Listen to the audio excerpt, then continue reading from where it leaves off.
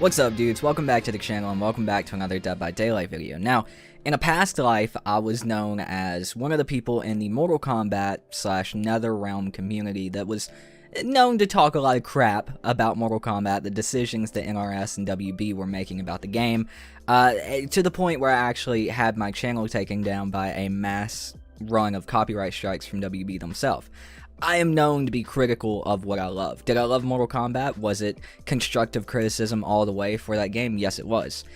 And I've kind of lost my way in that form of talking about how I feel about what I love on this YouTube channel, especially when it comes to switching over to Dead by Daylight, for the main fear of, people like the news. People are watching what I talk about when it comes to the news. But I think this is a better time than any other to actually sit down with you dudes in a different style of video, no fancy editing besides what I'm currently talking about, just me telling you why I'm worried about Dead by Daylight's future. Now, no, but before anybody starts talking about balance in the comments or wherever else, this is not a video about game balance. I think this game is objectively in the best state that it's ever been in as far as gameplay and balance goes. You cannot tell me, if you tell me that this game is worse than it was in 2018, 19, 17, or 16, you're just wrong. It's objective. You were wrong.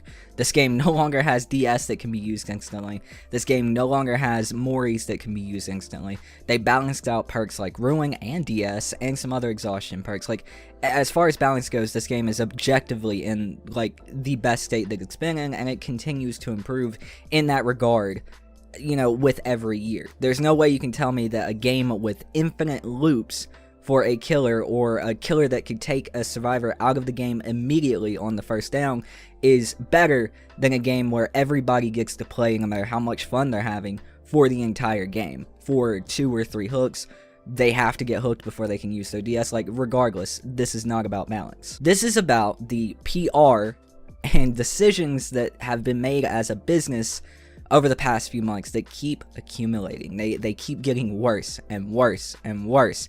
And really what pushed me over the brim to actually make this video was the big DDoS thing that happened that I never even addressed on the channel, but it happened. It affected me to the point where I had to spend money to prevent it, and I'm sure it happened to a ton of other people. But regardless, let's start with where it starts. So to begin with, we didn't even know truly where it started to begin with.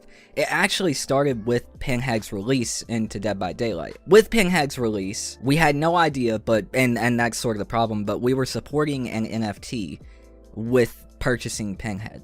If you guys somehow did not hear about the whole big NFT deal, apparently Behavior, Dead by Daylight, this Boss Protocol company, and Park Avenue Entertainment, the current owners of the Pinhead license until next month, they struck a deal to get Pinhead in Dead by Daylight, and with that, it would make an NFT in some way, shape, or form. People would be paying $250 for different pictures of Pinhead that were actually revealed and looked ridiculous and then deleted.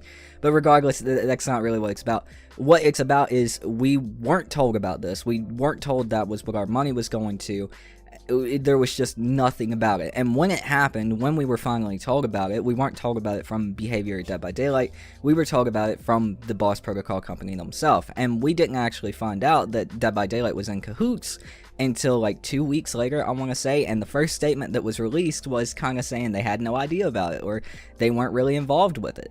And then a few days to a week after that, we got the statement of, yes, we worked with this company, we fully made the models for it, to the point where, everybody was confused. I was confused, and the artists for the game was confused.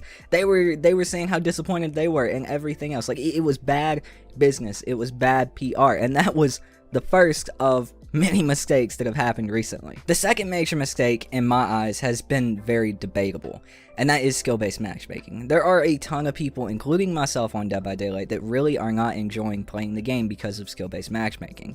Now, Dead by Daylight has always been a frustrating game. It's always been a game that was good at pushing people away because of how the game worked for either side. Either side has the potential to get very mad because of the gameplay from the other side. That's how an asymmetrical game works. There's nothing you can do about it.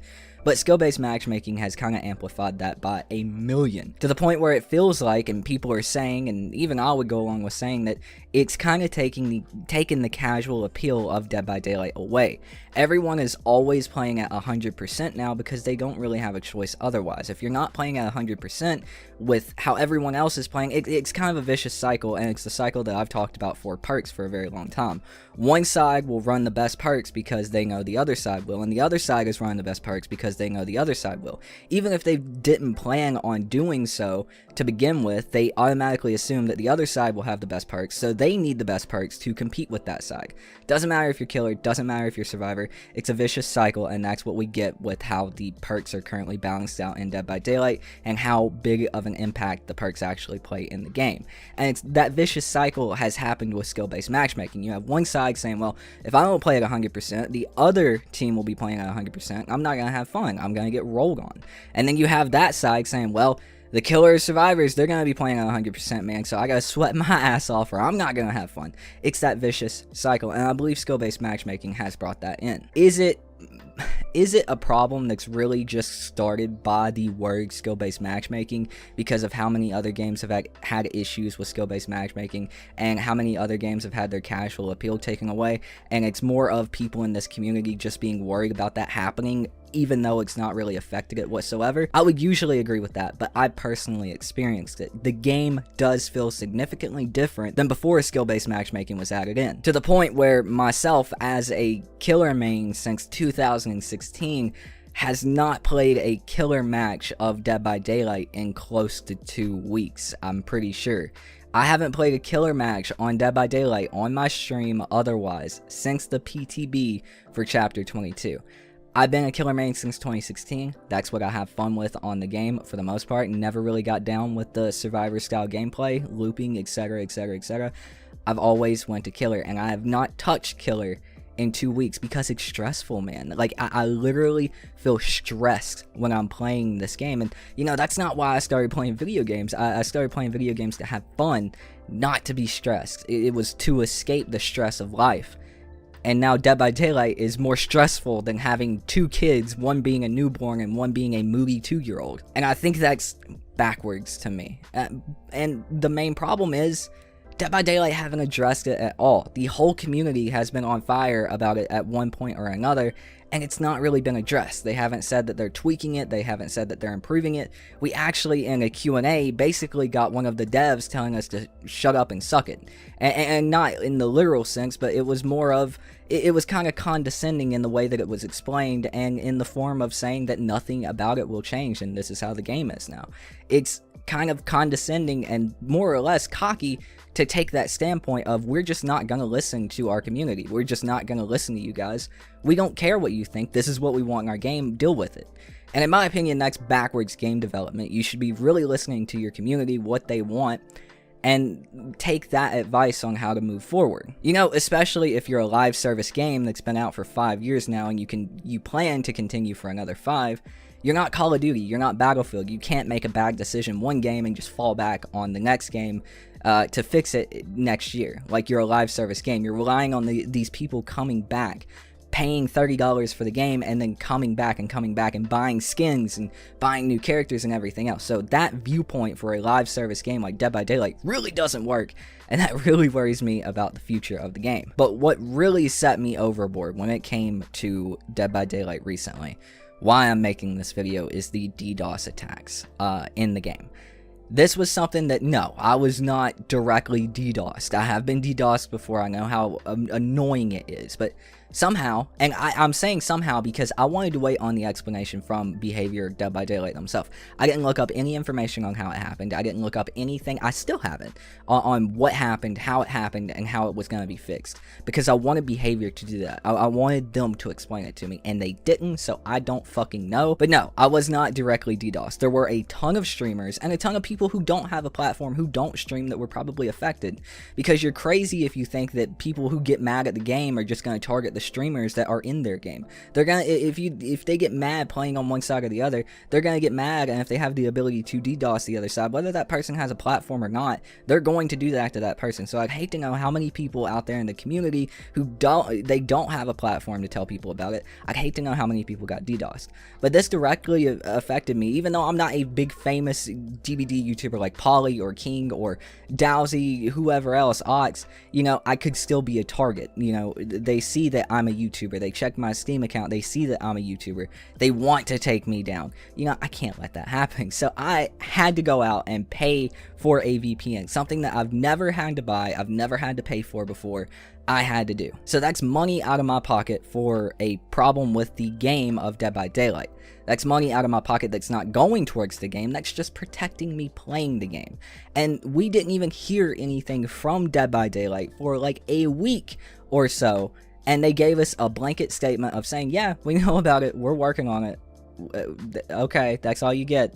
Bye now. And no update since then. We have no idea what the current state of it is. We don't know, and I'm pretty sure it took Ox saying something on Twitter about it for them to actually say anything, because when Papa Ox says something with his following, you gotta listen. But it bugs me because all of these other people were saying something about it prior and having problems with it, and streamers were getting taken off of their streams, losing money because Dead by Daylight couldn't or wouldn't fix it sooner. And these are the problems that I'm worried about. These three problems, while on their own may seem like small blunders here and there, but when looked at on a larger scale and notice that it's been these bad choices, these mistakes, like basically once a month for the past 3 months, that's when you start to get worried about the future. Well, if there's been one major problem like this a month for the last 3 months, is that going to continue? Is there going to be a problem like this every month? Even if it's a problem like this every 2 months, every 3 months, that's way more problems than this game needs to have. I'm worried about the future because of the decisions that are being made outside of the game's balance, outside of adding skins and new characters and everything else. I'm worried about them working with NFTs. I'm worried about them not caring about the safety and security of their game, their streamers, their players who don't have a platform. And I'm worried about the direction they want the game to go for players who are casual, who don't care about competitive play. Look, man, if I'm playing this game at 100% 24/7 on stream, I'm gonna get burnt out real fast. I'm not gonna want to play it anymore, and that's where a lot of people have already gotten. You can look up the thousands of videos already talking about it. Like, I'm worried about the future of the game for these reasons. How many more mistakes like this are gonna happen? How bad are they gonna get? You know, that's what I'm worried about. And look, this is not a hit piece on Dead by Daylight and behavior. I love Dead by Daylight. I love behavior. Hell, I'd love to be a fog whisperer one day. That's kind of a dream as a Dead by Daylight YouTuber. But you can't sit around and say nothing and expect things to change. I have a platform of like almost 24,000 subscribers. I feel like I need to say something if I have a problem. And here is me saying something in almost a 15-minute video. I want you guys to let me know what you think in the comments down below. Would you like more opinion piece videos like this to do with Dead by Daylight on the channel? Let me know. I'd love to hear what you guys have to say. And if you do want more content like this outside of Dead by Daylight, I do have a second channel called Gaming Talks. I'll leave that linked in the description down below. You can also find it on the channel homepage if you scroll all the way down to my other channels. But again, thank you guys so much for watching. I really appreciate it. That's gonna do it for me though. My name is Tooten. I've been your host, and I'll see you dudes in the fog. Peace out.